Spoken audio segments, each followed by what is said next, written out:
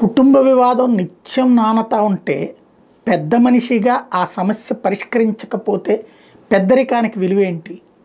మంచు మోహన్ బాబు గారు, నేను ఇంతకుముందు చెప్పా, ఇప్పుడు చెప్తున్నా, హ్యావ్ ఆల్ ద రైట్స్. ఆయనకి పూర్తి అధికారం ఉంది.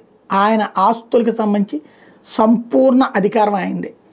రూపాయి ఇవ్వాలా ఇవ్వకూడదా, ఎవరికి ఇవ్వాలి ఎవరికి ఇవ్వకూడదు అనేది ఆయన ఆస్తిలో భార్యకి వాటా ఉంటుంది ఖచ్చితంగా.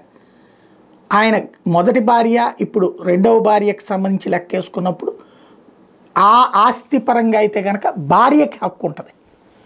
కొడుక్కి ఇవ్వాలా ఇవ్వకూడదా అనేది ఆయన ఇష్టం, కానీ భార్యకి అయితే హక్కు ఉంటుంది. తన స్వాధ్యతం అయినటువంటి సందర్భంలో విష్ణువుకి ఇచ్చి మనోజ్కి ఇవ్వాలా లేదా అనేటువంటిది ఆయన ఇష్టం, కానీ తన భార్యకి ఇస్తే ఆ భార్య నుండి విష్ణువుకి వెళ్తుంది అనుకుంటా ఇంతవరకు అది తేల్చలేదు. సరే, ఆ గొడవ ఇప్పుడు ఆ భార్యకేమో తన కొడుకు అయినటువంటి మనోజ్కి బాగుండాలని కోరుకుంటుంది.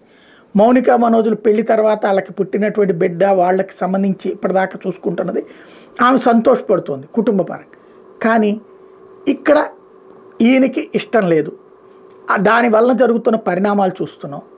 పదే పదే ఈ పోలీస్ స్టేషన్లు, ఇతను తిరుగుబాట్లు, అక్కడ కంప్లైంట్లు, ఇక్కడ గొడవలు, ఇది కుటుంబ గొడవ రోడ్డెక్కిపోతున్నా పదే పదే పోలీసుల్ని తిప్పడము, కోర్టులను తిప్పడము ఇంత అవసరమా? పోనీ దీనివల్ల ఏమన్నా ప్రయోజనం ఉందా? సినిమా రంగానికి సంబంధించింది కాదు, సమాజానికి సంబంధించింది, కానీ సమాజపు వ్యవస్థలో ఇది ఒక పెద్ద తలనొప్పిగా మారిపోతున్నటువంటి పరిస్థితి. దీనివల్ల లా అండ్ ఆర్డర్కి తలనొప్పులు, అసలు విషయం ఏంటో తేలనటువంటి పరిస్థితి. ఓసారి పెద్ద రకంగా ఇంట్లో ఆ సమస్యను ఏదో పరిష్కరించుకుంటే పోతుంది కదా.